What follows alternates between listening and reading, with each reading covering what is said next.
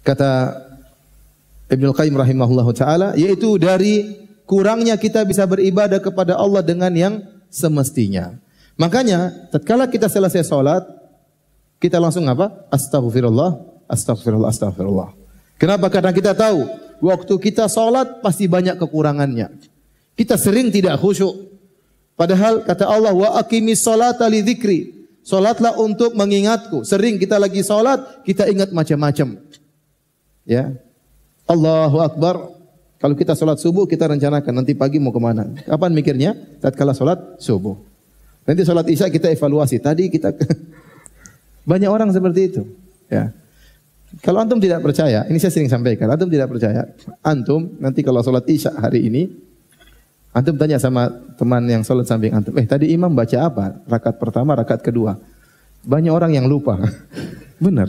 Tadi baca apa ya? Lupa ya. Saking khusyuknya. Allahu Akbar, tahu-tahu Assalamualaikum warahmatullahi wabarakatuh. Lupa. Tapi ada cerita seorang di Saudi, saya pernah dengar cerita seorang syekh, dia cerita, dia pergi ke suatu masjid. Entah sholat maghrib, entah sholat isya. Setelah itu dia minta izin sama Pak Imam, dia bilang, Pak Imam saya mau tanya kepada jamaah, yang bisa jawab saya kasih hadiah. Wahai jamaah sekalian, siapa yang bisa sebutkan? Tadi imam rakaat pertama baca surat apa, rakaat kedua baca surat apa? Jamaah semua diam. Kata dia, jangan bikin malu jamaah. Siapa yang masih ingat tadi imam rakaat pertama baca surat apa, rakaat kedua baca surat apa? Enggak ada yang jawab. Akhirnya ada anak kecil angkat tangan. Saya. Oh, sini. Bikin malu, kasih malu om-om itu. Mereka tidak tahu jawab. Kamu, ayo sebutkan apa jawabannya. Rakaat pertama apa? Rakaat pertama Al-Fatihah. Rakaat kedua Al-Fatihah.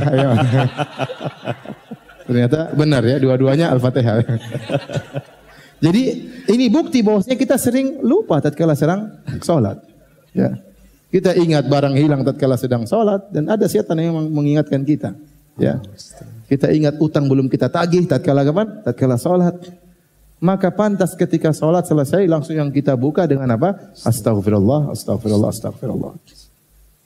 Dan yang menakjubkan Nabi SAW, Nabi sekitar 23 tahun beliau berdakwah. Dan seluruh kegiatan beliau karena Allah. Tidaklah beliau duduk, tidaklah beliau berdiri, tidaklah beliau tidur kecuali karena Allah. Tidaklah beliau berucap, tidaklah beliau berdiam kecuali karena Allah Subhanahu wa taala.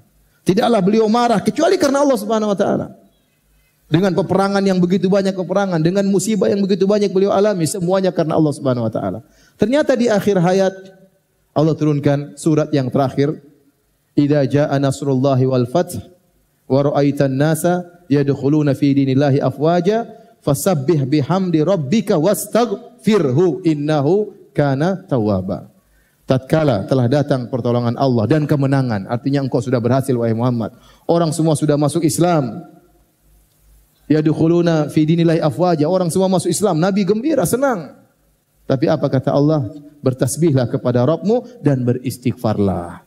Di akhir hayat Nabi, sementara Nabi sudah begitu berhasil, Allah masih suruh Nabi untuk beristighfar. Maka setelah itu Rasulullah SAW kalau sujud atau ruku, beliau berdoa, Subhanakallahumma Rabbana wa bihamdika Allahumma ghufirli. Beliau beristighfar dalam ruku dan sujud beliau. Maksudnya apa? Dari sisi ini, ya, kita sadar bahwasanya ibadah kita ini sangat kurang. Kita kurang baca Quran, kita kurang salat malam, ya, kita kurang berzikir kepada Allah Subhanahu wa taala. Kalau sholat juga pikirannya kemana-mana, ya. Kalau berzikir pikirannya kemana-mana, kita kurang mengagungkan Allah sebagaimana mestinya. Dari sisi ini pun kita harus bertobat kepada Allah Subhanahu Wa Taala. Dari sini kita sadar para hadirin dan hadirat, bahwasanya kewajiban taubat itu bukan cuma orang-orang yang berdosa saja, bahkan kita seluruhnya, siapapun dia, apakah dia ustadz, apakah dia ulama, bahkan Nabi saja bertobat kepada Allah Subhanahu Wa Taala, apalagi orang-orang yang selain mereka di bawah mereka.